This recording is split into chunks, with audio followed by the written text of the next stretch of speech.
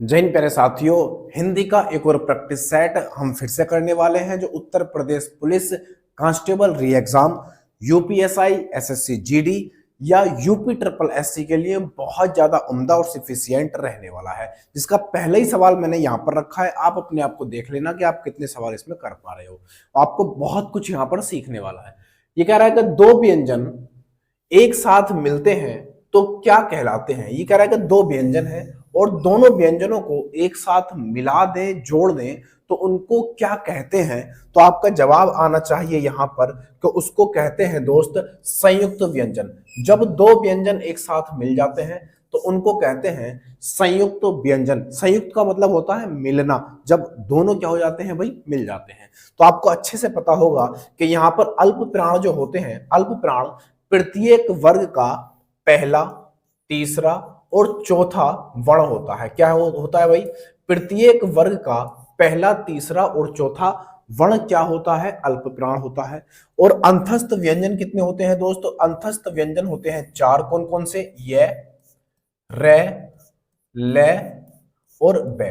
ये चार बिना पेट चिरासा वाला बे होता है। ठीक है भाई। तो ये रे, ले, बे क्या होते हैं? अंतस्थ व्यंजन होते हैं। सवाल कभी कभी ये भी बन जाता है कि अंतस्थ व्यंजनों की संख्या कितनी होती है? तो कितनी होती है दोस्त? तो चार हो जाती है। आगे कह रहा है महाप्राण। देखो यहां पर इसको भी सीख लो। प्रत्येक वर्ग का दूसरा और चौथा क्या होता है दोस्त? ये प्रत्येक वर्ग का, जो वर्ग है हमारे, आपने देखा होगा 5 वर्ग होते हैं, उसमें दूसरा और चौथा जो होता है ये हमारा प्रत्येक वर्ग का दूसरा और चौथा वर्ण बन जाता है। ठीक है भाई, ये भी आपको याद होना चाहिए। तो चारों ऑप्शन आपको पता चल गए। ऑप्शन नंबर ए इसका बिल्कुल सही उत्तर हो जाएगा। अगले पे आ जाते हैं। सवाल नंबर अगला ये रहा मेरे लल्ला।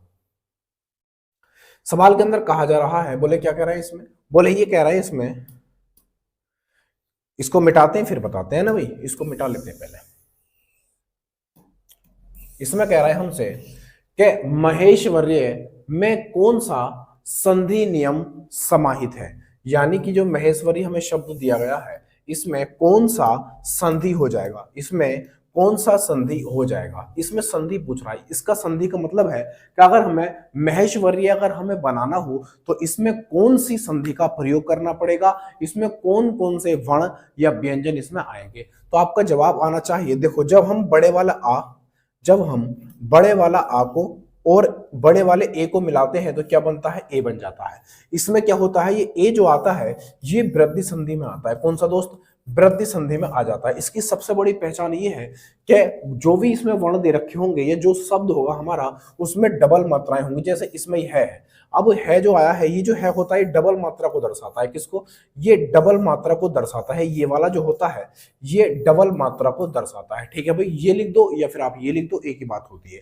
और ये वाला जो होता है सिंगल, ये एक मात्रा को दर्शाता है। ठीक है भाई, ये सिंगल एक मात्रा को दर्शाएगा, उसकी ये हो गई। इस पर आप एक और मात्रा लगा दोगे तो यहाँ पर वृद्धि हो जाएगी। तो यहाँ पर आप देखोगे तो 2 मात्रा है यानी वृद्धि हो गई है। यानी बड़ा वाला आ और ये बड़े ए जब मिल जाते हैं तो ए बन जाता है, बड़ा वाला ए। ठीक है भाई, तो ऑप्शन नंबर डी इसका बिल्कुल सही उत्तर हो जाएगा। ठीक है भाई, जब मैं आपको संधि सिखाऊंगा तो उसमें सब चीजें बता दूंगा। अभी यह है कि 40-50 हमारे प्रैक्टिस सेट हो जाए, उसके बाद में चैप्टर वाइज भी शुरू करूंगा।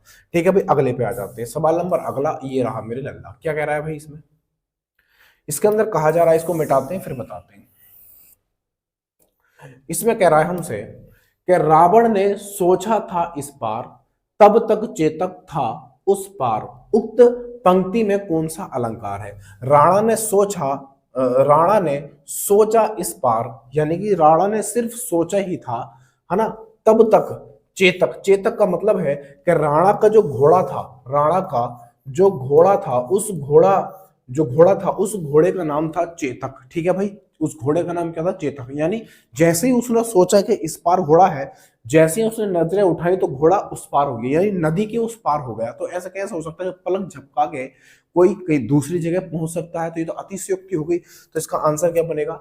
जब तक चेतक था उस पार, पंक्ति में अलंकार पूछा है तो इसमें आंसर क्या बनेगा? ऐसा कभी हो ही नहीं सकता कि राणा ने सिर्फ सोचा ही है, और चेतक उस पार पहुंच गया। उस पार का मतलब है नदी के उस पार पहुंच गया, नदी उसने पार करती सोचते के साथ। तो ऐसे कैसे हो सकता है, कुछ तो वक्त लगेगा उसमें, 1 minute 2 minute 3 minute 4 minute 5 minute, उड़ के थोड़ी ना पहुंच जाएगा।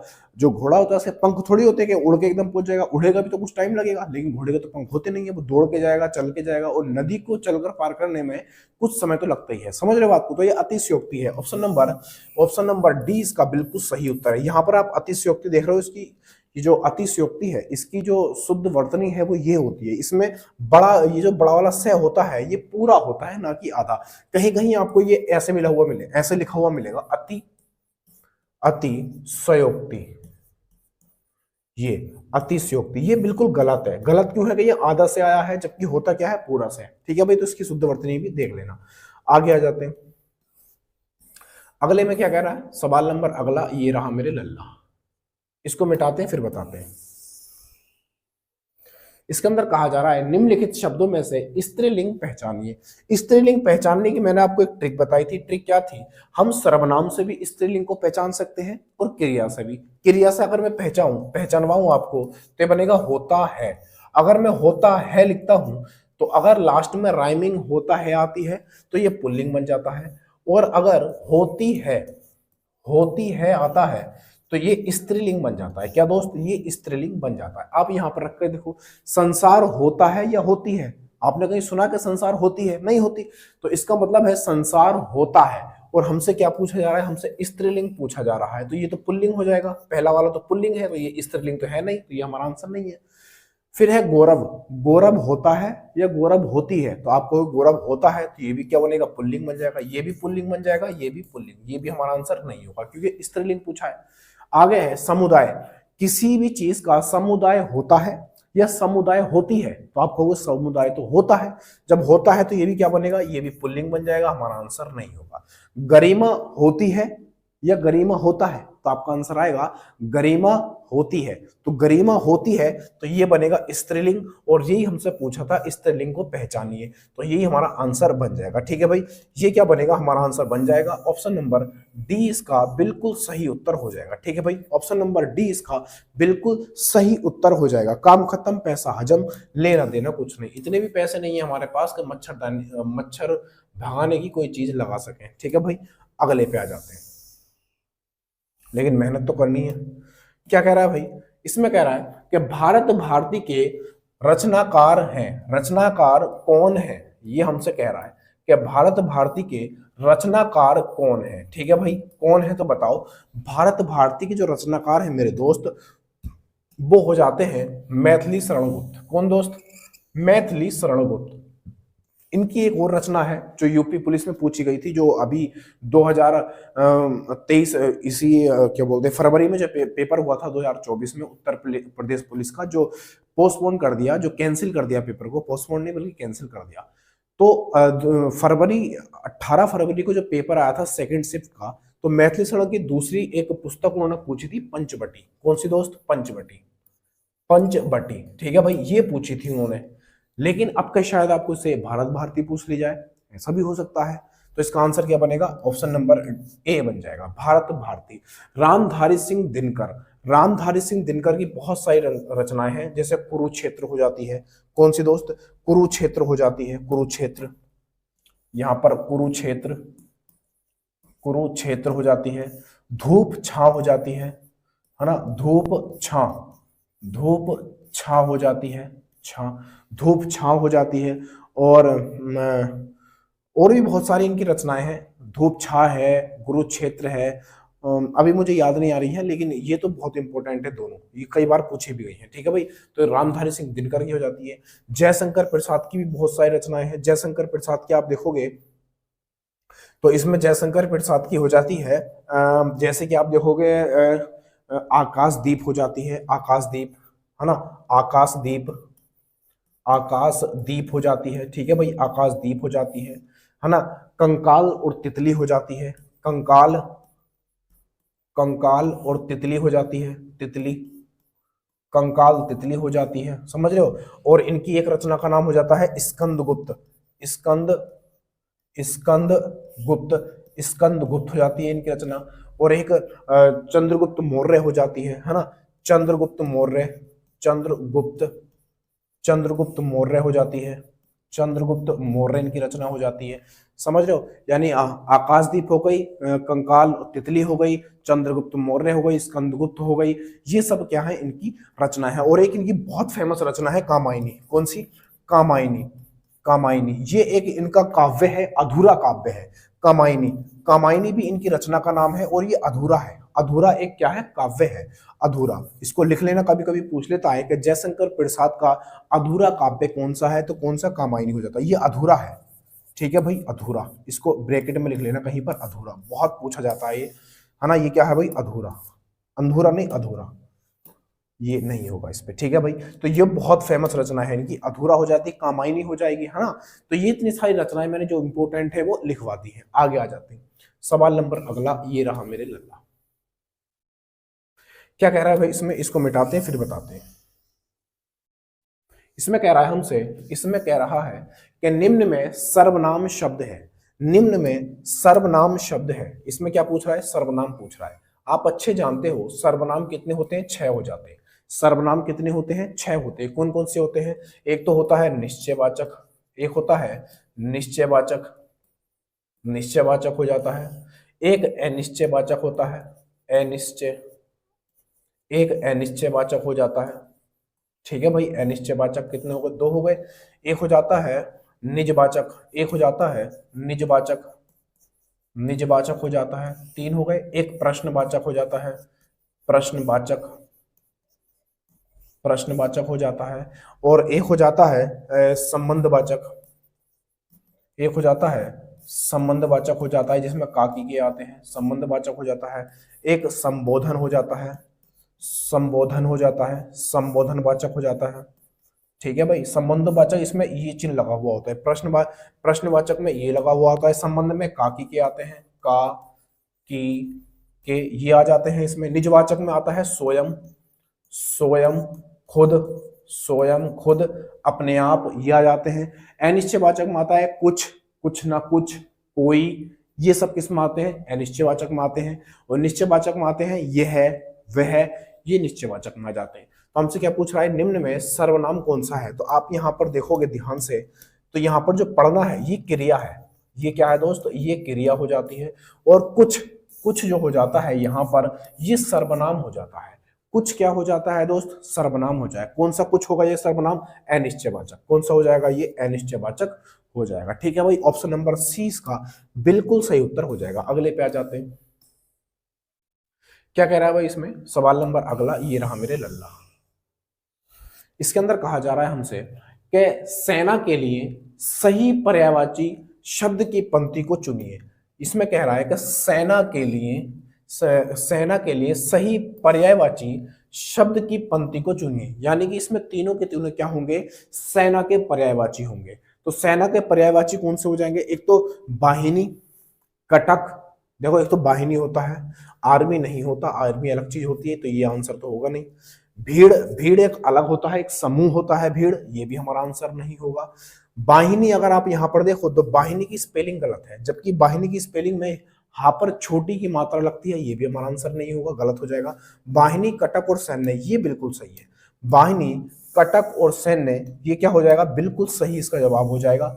वाहिनी, कटक और सैन्य, ऑप्शन नंबर डी इसका बिल्कुल सही उत्तर हो जाएगा, ठीक है भाई। अगले पे आ जाते हैं। सवाल नंबर अगला ये रहा मेरे लल्ला।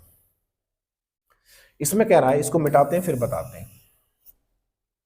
इसमें कह रहा है हमसे कि कौन सा शब्द बहुवचन है, कौन सा शब्द बहुवचन है, ये हमसे पूछा जा रहा है। तो समाचार जो होता है ये बहुवचन शब्द होता है, ठीक है भाई। समाचार हमेशा क्या होता है? बहुवचन। कुछ में जो हमेशा और सदा के सदा इनपे कोई छेड़छाड़ नहीं होती, वो हमेशा बहुवचन ही रहते हैं। वो कौन कौन से हैं? एक तो प्राण हो जाता है, यहां पर लिख देता हूं वरना आप भूल जाओगे। यहां पर मैं लिख देता हूं सदैव, सदैव, सदैव, बहुवचन, बहुवचन वाले शब्द, सदैव बहुवचन शब्द, ऐसा लिख देता हूं। सदैव बहुवचन शब्द जो हमेशा क्या रहते हैं भाई? बहुवचन ही रहते हैं, उनमें कोई बदलाव आप नहीं कर सकते हो, ठीक है। कौन कौन से? जैसे प्राण हो जाता है, जैसे प्राण हो जाता है, जैसे अक्षत हो जाता है। अक्षत एक पूजा करने वाला एक चावल होता है, जो यहाँ पर पूजा करने के बाद हम चावल लगाते हैं ना तिलक के साथ, उसको अक्षत बोलते हैं। अक्षत मतलब चावल होता है, पूजा का चावल, है ना। एक समाचार हो जाता है जो यहाँ पर लिखा भी है, समाचार, समाचार हो जाता है। आंसू हो जाता है, आंसू हो जाता है, ठीक है भाई। प्राण हो गया, अक्षत हो गया, समाचार हो गया, आंसू हो गया, और हस्ताक्षर हो जाता है, हस्ताक्षर हो जाता है, ठीक है भाई। हस्ताक्षर भी क्या है, ये एक बहुवचन शब्द हो जाता है, ठीक है भाई। तो ये सब के सब क्या है, बहुवचन है। और एक दो होंगे, मुझे अभी याद नहीं आ रहा, ठीक है। तो बाकी अभी इतने सी काम चलाओ। अगले में देखना क्या कह रहा है। सवाल नंबर अगला ये रहा मेरे लल्ला, क्या कह रहा है भाई इसमें। इसमें कहा जा रहा है हमसे कि जहां पहुंचा ना जा सके के लिए एक शब्द क्या है।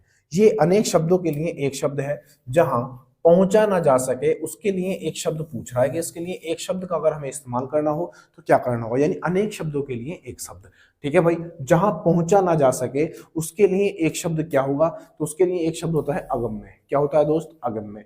अगम्य जो होगा इसका बिल्कुल सही जवाब हो जाएगा अगम्य, जहां पहुंचा ना जा सके। ऑप्शन नंबर 20 का बिल्कुल सही उत्तर हो जाएगा। अगले पे आ जाते हैं। अगले में क्या कह रहा है भाई, सवाल नंबर अगला ये रहा मेरे लल्ला। इसके अंदर कह रहा है, पहले इसको मिटाते हैं फिर बताते हैं। इसमें कह रहा है कि मोहन पुस्तक पढ़ता है। मोहन, मोहन पुस्तक पढ़ता है वाक्य में कर्म वाच्य में होगा, यानी कर्म वाच्य हमसे पूछा जा रहा है। देखो वाच्य जो होते हैं, जो वाच्य होते हैं वो तीन होते हैं। कौन से होते हैं दोस्त, तीन हो जाते हैं। कौन कौन से, एक तो होता है कर्म वाच्य, कर्म वाच्य, सॉरी छोटा बनेगा कर्म वाच्य, एक हो जाता है कर्म वाच्य, और दूसरा हो जाता है कृतवाच्य, कृतवाच्य छोटा बनेगा भाई, कृतवाच्य हो जाता है। और तीसरा हो जाता है भाववाच्य, तीसरा हो जाता है भाववाच्य, सॉरी तीसरा हो जाता है भाववाच्य, भाववाच्य, ठीक है। तीन हो जाते हैं। अब मैं इसकी पहचान आपको बताता हूं। जैसे यहां पर लिखा हुआ है, हमसे क्या पूछ रहा है, कर्म, कर्म पूछ रहा है ना। देखो कर्म में क्या होता है, कर्म जो होता है वो क्या बोलते हैं, जो ऑब्जेक्ट होता है, जो कर्म होता है उस पर डिपेंड करता है। जो कर्म वाच्य होता है तो उसकी जो क्रिया होती है वो कर्म पर डिपेंड करती है, और कृत जो होता है, जो कृत होता है वो उसकी क्रिया कर्ता पर डिपेंड करती है। जैसे मैं यहाँ पर लिखूं, ये मोहन पुस्तक पढ़ता है, तो यहाँ पर जो क्रिया आई है पढ़ता है, तो ये किसके हिसाब से आई है, तो आप यहाँ कहोगे मोहन के हिसाब से आई है। देखो अगर मोहन क्या है, पुल्लिंग है, तो इस यहाँ पर जो क्रिया है वो ही पुल्लिंग है। मोहन क्या है भाई, एक पुल्लिंग शब्द है यानी संज्ञा है, तो क्रिया भी पढ़ता है, पढ़ता है, तो ये भी क्या है, पुल्लिंग है। अगर आप यहाँ पर स्त्रीलिंग शब्द लिखोगे, जैसे मैं यहाँ पर सीता कर दूं, जैसे मैं यहाँ पर सीता कर दूं, सीता, अब ये सीता क्या है, स्त्रीलिंग है। तो अगर कर्ता के हिसाब से क्रिया बदल जाती है कर्ता के हिसाब से, तो वहां पर क्या होता है, वहां पर कर्म सॉरी कृतवाच्य हो जाता है। वहां पर क्या होता है, कृतवाच्य होता है। पहले समझ लो ढंग से। तो मैंने यहाँ पर लिखा सीता, सीता पुस्तक पढ़ती है, तो अब यहाँ पर क्या आएगा, पढ़ती है, यहाँ पर आएगा पढ़ती है। अब यहाँ पर पढ़ती आया है, यानी कि अगर हमारा कर्ता स्त्रीलिंग है तो हमारी जो क्रिया है वो भी स्त्रीलिंग हो गई, और जब हमारी क्रिया कर्ता के हिसाब से बदलती है तो वहां पर क्या होता है, कर्मवाच्य हो जाता है, ठीक है भैया, सॉरी कृतवाच्य, कर्म नहीं कृतवाच्य, वहां पर कृतवाच्य हो जाता है। अगर इसको मैं थोड़ा सा बदल दूं, जैसे इसमें पूछ रहा है हमसे, क्या पूछ रहा है, कर्मवाच्य, तो कर्मवाच्य अगर आपको ढूंढना होगा तो आपका सीधा सा आंसर होगा कि मोहन से पुस्तक पढ़ी जाती है, ये हमारा आंसर सही हो जाएगा। अब इसको समझाता हूं, देखो कैसे। अब हमारी जो क्रिया है, ये जो क्रिया आई है, ये जो क्रिया है, ये क्रिया अब किताब के हिसाब से बदली जा रही है। देखो यहां पर आप देखोगे कि मोहन से पुस्तक पढ़ी जाती है। अब यहां पर मोहन की जगह सीता लिख के देखो, सीता, सीता मैंने लिखा, और यहां पर सीता लिखा, सीता से, सीता से पुस्तक, सीता से पुस्तक पढ़ी, पढ़ी जाती है, पढ़ी जाती है। तो आप यहां पर देखो, जब यहां पर मोहन था तो मोहन क्या था, पुल्लिंग था, तो यहां पर जो क्रिया थी वो कैसी थी, स्त्रीलिंग थी, पढ़ी जाती है, ये स्त्रीलिंग है, ये स्त्रीलिंग क्रिया है। और जबकि मोहन यहां पर क्या है, पुल्लिंग, यहां पर पुल्लिंग संज्ञा है, तो यहां पर पुल्लिंग वहां पर स्त्रीलिंग, तो ये तो गलत है, ये गलत नहीं है, बल्कि जो क्रिया आई है ना ये पुस्तक के हिसाब से आई है, यानी ये कर्म के हिसाब से आई है। कर्म, पुस्तक क्या है यहाँ पर? कर्म है। पुस्तक क्या है दोस्त? यहाँ पर कर्म है। अब इस पुस्तक क्या है? पुस्तक होती है, ये स्त्रीलिंग है। अगर ये स्त्रीलिंग है तो हमारी जो क्रिया है वो भी स्त्रीलिंग है। अब यहाँ पर स्त्रीलिंग की जगह पुल्लिंग करके देखो, इसको मैं मिटा देता हूँ यहाँ से, है ना, फिर बताता हूँ, जगह कम है। यहाँ पर मैं इसको मिटाता हूँ फिर बताता हूँ। देखो यहाँ पर मैंने इसको मिटाया, अब मिटा के मैं यहाँ पर लिख रहा हूं क्या? मैं यहाँ पर लिख रहा हूं कि मोहन से ग्रंथ कर रहा हूं। यहाँ पर ग्रंथ क्या है? पुल्लिंग है। ग्रंथ होता है तो पुल्लिंग हो गया। ग्रंथ, मोहन से ग्रंथ पढ़ा जाता है, पढ़ा जाता है, पढ़ा जाता है। अब इसको समझना। अब यहां पर आप देखोगे तो जैसे ही यहां पर पुल्लिंग आया, यानी ग्रंथ आया, ग्रंथ क्या है? पुल्लिंग है, तो यहां पर आप देखोगे तो क्रिया भी कैसी हो गई? क्रिया भी पुल्लिंग हो गई। यानी जो क्रिया बदल रही है वो कर्म के हिसाब से बदल रही है। ग्रंथ यहां पर क्या है? ये कर्म है। ये यहां पर क्या है? कर्म है। यानी ये कर्म के हिसाब से बदल रही है, तो यहां पर क्या हो जाएगा? कर्मवाच्य हो जाएगा। बढ़िया से दिमाग में बैठ गया। यानी कि क्रिया अगर कर्म के हिसाब से बदल रही है तो वहां पर कर्मवाच्य होगा, और अगर क्रिया कर्ता के हिसाब से बदल रही है तो वहां पर कृतवाच्य होगा। काम खत्म, पैसा हजम, लेना देना कुछ नहीं। ठीक है भाई, तो यहां पर क्या पूछ रहा था? कर्मवाच्य पूछ रहा था। तो यहां पर पढ़ी जाती है, ये मोहन के हिसाब से नहीं बल्कि पुस्तक के हिसाब से चेंज हो रही है क्रिया। इसका मतलब है पुस्तक यहाँ पर क्या है? पुस्तक यहाँ पर एक कर्म का काम कर रहा है। ठीक है भाई, कर्म का काम कर रहा है, यानी कर्म यहाँ पर स्त्रीलिंग तो यहाँ पर क्रिया भी स्त्रीलिंग। कर्म यहाँ पर पुल्लिंग, कर्म यहाँ पर पुल्लिंग, तो यहाँ पर इस जो क्रिया है वो भी पुल्लिंग। ठीक है भाई, बात समझ में आ गई? आगे आ जाते हैं। सवाल नंबर अगला, ये रहा मेरे लल्ला। सवाल के अंदर क्या कह रहा है? इसमें कहा जा रहा है हमसे, इसमें कह रहे हैं हमसे, क्या कह रहे हैं? इसमें कह रहे हैं कि निम्नलिखित में से क्या एक यौगिक विशेषण है? क्या एक यौगिक विशेषण है? ठीक है भाई, इसमें पूछ रहा है क्या एक यौगिक विशेषण है, इनमें से कौन सा यौगिक विशेषण है? तो यौगिक विशेषण पूछ रहा है हमसे, यौगिक। तो देखो यौगिक विशेषण जो हो जाएगा वो हो जाएगा प्रतिफल। यहाँ पे जब तोड़ोगे तो प्रति अलग हो जाएगा और यहाँ पर पल अलग हो जाएगा। तो प्रतिपल दो से मिलकर बना है, और दो से मिलकर जब बना है, जब कोई चीज दो से मिलती है तो उसको क्या बोलते हैं? यौगिक बोलते हैं। ऑप्शन नंबर ए इसका बिल्कुल सही उत्तर हो जाएगा। अगले पे आ जाते हैं। देखो यहां पर क्या कह रहा है? सवाल के अंदर कहा जा रहा है कि वीर शब्द का भाववाचक संज्ञा रूप है। भाववाचक संज्ञा रूप, तो भाव बनाने के लिए हमें क्या क्या चाहिए? देखो जब आप किसी संज्ञा में ता लगा देते हो तो वो क्या बन जाता है? भाववाचक। अगर आप बड़ी ई लगा देते हो तब क्या बन जाता है? बहुवचन बन जाता, भाववाचक बन जाता है। त्वय लगा देते हो तब भी क्या बन जाता है? भाववाचक बन जाता है। अगर आप पन लगा देते हो तब भी क्या बन जाता है? वो भाववाचक बन जाता है। ठीक है भाई, भाववाचक। जैसे मैं महान में लिखूं महान, महान, महानता, तो महानता क्या हो जाएगा? भाववाचक हो जाएगा, भाववाचक हो जाएगा। ठीक है भाई, भाववाचक, ये भाववाचक बनेगा।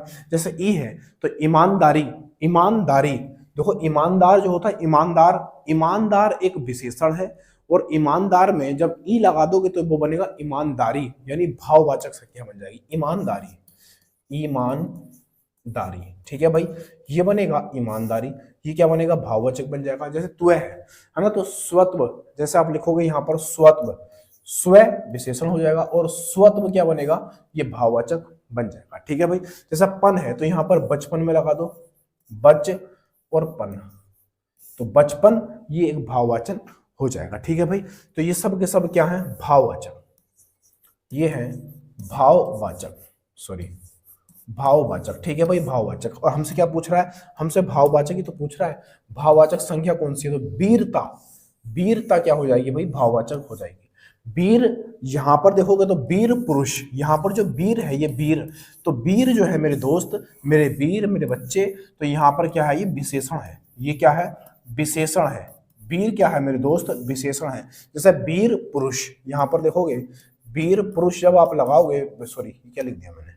वीर पुरुष, तो यहां पर ये वीर पुरुष है। अगर आप यहाँ पर विशेषण लिखा मैंने, तो यहां पर मैं लिख रहा हूं वीर पुरुष, ये हुआ वीर और ये हुआ पुरुष, तो ये तो हमारी संज्ञा हो जाएगी। संज्ञा मतलब विशेष्य, संज्ञा मतलब विशेष्य हो जाएगा, ये तो हो जाएगा विशेष्य। ठीक है भाई, ये तो विशेष्य बनेगा। और वीर जो बनेगा वीर, ये वीर बनेगा विशेषण, ये वीर बन जाएगा विशेषण। ठीक है भाई। और वीरता, वीरता ही क्या बनेगा, भाववाचक बन जाएगा। ऑप्शन नंबर ए इसका बिल्कुल सही उत्तर हो जाएगा। अगला आ जाते हैं, सवाल नंबर अगला, ये रहा मेरे लल्ला। क्या कह रहा है भाई इसमें, इसको मिटाते हैं फिर बताते हैं। इसमें कह रहा है हमसे कि राजर्षि के लिए सही संधि विच्छेद क्या है। किसके लिए भाई, ये कह रहा है कि राजर्षि के लिए सही संधि विच्छेद, यानी जब आप राजर्षि को तोड़ोगे तो कैसे टूटेगा, आप कहोगे राजा प्लस ऋषि, कहीं पर है राजा प्लस ऋषि, ये टूट जाएगा। अगर आपसे मैं इसमें संख्या पूछूं कि इसमें कौन सी संधि है, तो इस संधि में आप क्या बताओगे दोस्त, इस संधि में आप बता दोगे कि इसके अंदर गुण संधि है, गुण स्वर संधि, गुण स्वर संधि, गुण स्वर संधि है। संधि कितनी होती है, तो आप कहोगे जो संधि होती है वो 3 प्रकार की हो जाती है। संधि कितनी होती है, तो 3 प्रकार की होती है। कौन कौन सी होती है, कौन कौन सी होती है, आप अच्छे से जानते हो, 3 संधि हमारी हो जाती है। कमेंट बॉक्स में बताना कि संधि हमारी जो 3 होती हैं वो कौन कौन सी हो जाती है। मैंने कई बार अपनी पिछली वीडियो में बताया है, तो ये आप सवाल का जवाब कमेंट में दे सकते हो। अगले पे आ जाते हैं। ठीक है भाई, संधि 3 होती है, कौन कौन सी होती है ये आपको बताना है। अगले पे आ जाते हैं। सवाल में क्या कह रहा है, इसको मिटाते हैं फिर बताते हैं। इसमें कह रहा है हमसे जो स्त्री सूर्य के बिना, जो स्त्री सूर्य बिना देख सके, अच्छा सूर्य बिना देख सके, सूर्य भी ना देख सके, ऐसी स्त्री जो सूर्य बिना देख सके, उसके लिए एक शब्द पूछा है। वो स्त्री जो सूर्य बिना देख सके, उसके लिए एक शब्द हमसे पूछा जा रहा है। तो जो स्त्री सूर्य बिना देख सके, उसके लिए सही शब्द हो जाता है दोस्त, उसके लिए सही शब्द होता है असूर्य पश्चात। असूर्य पश्चात यहाँ पर आ जाएगा, ये होता है असूर्य पश्चात। ठीक है भाई, ऑप्शन नंबर 20 का बिल्कुल सही उत्तर हो जाएगा। अगले पे आ जाते हैं। सवाल नंबर अगला ये रहा मेरे लल्ला। क्या कह रहा है भाई इसमें, इसको मिटाते हैं फिर बताते हैं। इसमें कह रहा है काजू शब्द का संबंध, काजू शब्द का संबंध किस भाषा से है, किस भाषा से है। कभी कभी सवाल ये पूछता है कि विदेशी भाषा से कौन सा शब्द संबंध रखता है। तो विदेशी भाषा जो होती है, जो विदेशी भाषा होती है, विदेशी जो विदेशी भाषा होती है वो जितनी भी, जैसे कि पुर्तगाली है एक विदेशी भाषा है, जैसे पुर्तगाली, पुर्तगाली क्या है दोस्त, एक विदेशी भाषा है। जैसे फ्रांसीसी, फ्रांसीसी भाषा, फ्रांसीसी ये भी क्या है, एक विदेशी भाषा है। जैसे कि तुर्की, जैसे कि तुर्की ये भी एक विदेशी भाषा है। और जैसे कि अंग्रेजी, जैसे कि अंग्रेजी ये भी क्या है, एक विदेशी भाषा है। और जैसे कि ये हो जाती है अरबी, जैसे कि हो जाती है अरबी, ये भी क्या है दोस्त, एक विदेशी भाषा है, तत्सम और तद्भव को छोड़ के। ठीक है भाई, अब यहाँ पर ये सब क्या है, ये विदेशी भाषा है। कभी कभी वो यहाँ पर विदेशी भाषा भी दे सकता है कि निम्न में से कौन सी विदेशी भाषा का शब्द है। यहाँ पर शब्द लिखे होंगे, जैसे यहाँ पर काजू भी पूछ लेता कि काजू क्या है, विदेशी भाषा है कि देसी भाषा है, तो आप विदेशी बता देते। अब एक्चुअल में अगर पूछा जाए आपसे कि एक्चुअल में क्या है, तो काजू जो संबंध रखता है वो फ्रांसीसी भाषा से संबंध रखता है। तो काजू भैया एक फ्रांसीसी भाषा का शब्द हो जाता है। और कौन कौन से बता दें, जैसे रिक्शा है, रिक्शा, जैसे यहाँ पर आप देखोगे रिक्शा, तो रिक्शा जो है एक जापानी भाषा का शब्द है। रिक्शा क्या है, एक जापानी भाषा का शब्द हो जाता है। जैसे चीनी, चीनी भाषा में जैसा आ जाती है चाय, जैसे चाय और चीनी, जैसे चाय और चीनी, ये क्या हो जाते हैं, दोनों शब्द चीनी भाषा के हैं। फ्रांसीसी का काजू हो जाएगा। पुर्तगाल में बहुत सारे आते हैं, जैसे तोलिया, अलमारी, जैसे अलमारी, जैसे अलमारी हो जाता है, या अलमीरा भी बोल देते हैं इसको, अलमीरा है ना, अलमारी, तोलिया, जैसे तोलिया, ये क्या है भैया, ये हमारा पुर्तगाली हो जाता है, जैसे है ना, समझ रहे हो बात को। तो ऑप्शन नंबर सी इसका बिल्कुल सही उत्तर हो जाएगा। अगले पे आ जाते हैं। सवाल नंबर अगला ये रहा मेरे लल्ला। इसमें क्या कह रहा है, इसमें कह रहा है हमसे, इसमें कह रहा है कि निम्नलिखित में से आकाश का पर्यायवाची नहीं है। आकाश का पर्यायवाची नहीं है। तो आकाश का पर्यायवाची कौन सा नहीं है, ये पिछले वाले चैप्टर में यानी प्रैक्टिस में आया था कि आकाश का पर्यायवाची है ना। तो आकाश का पर्यायवाची नभ भी होता है, अंबर भी होता है, अंतरिक्ष भी होता है, लेकिन नहीं वाला पूछा है तो नहीं वाले का सीधा सा जवाब होगा कि नीरज जो है आकाश का पर्यायवाची नहीं है। ये नीरज किसका पर्यायवाची है, तो आप कहोगे ये कमल का पर्यायवाची है, कमल। और इसका पर्यायवाची अरविंद हो जाता है, अरविंद हो जाता है, अरविंद। इसका पर्यायवाची पंकज हो जाता है, पंकज, पंकज, पंकज हो जाता है ना। कमल, अरविंद, पंकज, नीरज, ये सब क्या है, कमल के पर्यायवाची हो जाते हैं। ठीक है भाई, अगले पे आ जाते हैं। सवाल नंबर अगला ये रहा मेरे लल्ला। क्या कह रहा है भाई इसमें, इसको मिटाते हैं फिर बताते हैं। इसमें कह रहा है हमसे कि आहा चोर पकड़ा गया, इसमें आहा क्या है। आहा चोर पकड़ा गया, इसमें आहा क्या है। तो आप यहां पर देखोगे तो यहां पर चिन्ह कौन सा लगा हुआ आहा के बाद, आप कहोगे विस्मयादि बोधक चिन्ह लगा हुआ है। तो आंसर आपका मिल गया, आंसर आपका मिल गया। इसमें जो जो आंसर होगा वो बन जाएगा विस्मयादि बोधक। अब ये जो चिन्ह होता है ना, ये आश्चर्यचकित वाली चीजों पर आता है। जैसे आहा है तो ये आहा के साथ आ सकता है, छी, छी के साथ आ सकता है, और या ये अरे के साथ आ सकता है, अरे, है ना, आश्चर्य स्वरूप से कहते हैं नहीं, अरे याद आता है ना। और आहा आ जाता है, आहा जैसे यहाँ पर लिखा हुआ है आहा आ जाता है। अरे में आ सकता, अरे तो लिख दिया मैंने यहाँ पर, अरे आ सकता है। हे भगवान में आ सकता है, हे में आ सकता है। समझ रहे हो, तो ये विस्मयादि बोधक चिन्ह है, ये जिसके पीछे भी आएगा तो उसमें आएगा विस्मयादि बोधक। ऑप्शन नंबर ए इसका बिल्कुल सही उत्तर हो जाएगा। अगले पे आ जाते हैं। इसमें क्या कह रहा है, सवाल नंबर अगला ये रहा मेरे लल्ला। इसमें कह रहा है हमसे कि होठों की आकृति के आधार पर निम्नलिखित में से कौन सा आव्रतामुखी स्वर है, आव्रतामुखी स्वर है। तो इसमें आव्रतामुखी स्वर पूछ रहा है हमसे, है ना, आव्रतामुखी स्वर। तो आव्रतामुखी स्वर जो हो जाएगा, देखो आव्रतामुखी का अर्थ ये होता है जो होठों से ना बोला जाए, यानी कि जिसमें होठों का जो आकार है वो व्रत के तरह ना हो, तो उसको बोलते हैं आव्रतामुखी। जैसे देखो व्रतामुखी में आता है हमारा ऊ आ जाता है, ओ आ जाता है, छोटा ऊ आ जाता है, लेकिन ई नहीं आता, ई नहीं आता। आप बोल के देखो, आप बोल के देखो तो आपकी होठों की जो आकृति है वो गोल हो जाएगी व्रत की तरह। जैसे यहाँ पर ऊ है तो मैं कहूंगा ऊ, गोल हो गया, नहीं ऊ गोल हो गया व्रत की तरह। जैसे यहाँ पर ओ लिखा मैंने, ओ गोल हो गया, ओ गोल हो गया, हो गया नहीं हो गया, यानी कि व्रत की तरह हो गया। जो छोटा वाला ऊ है, ऊ ऊ ऊ, हो गया नहीं। लेकिन जब आप ई को बोलोगे तो नहीं होगा, ई चपटा हो गया, हो गया नहीं हो गया, ई चपटा हो गया। तो ऑप्शन नंबर डी इसका बिल्कुल सही उत्तर हो जाएगा। उसने पूछा आव्रतामुखी स्वर है, तो आव्रतामुखी कौन सा होगा, जो व्रत की तरह ना हो, तो उसको बोलते हैं आव्रतामुखी। ऑप्शन नंबर डी इसका बिल्कुल सही उत्तर हो जाएगा। अगले पे आ जाते हैं। क्या कह रहा है इसमें, इसको मिटाते हैं फिर बताते हैं। जिसमें पहले पद विशेषण हो और दूसरा पद विशेष्य हो वह कौन सा समास है।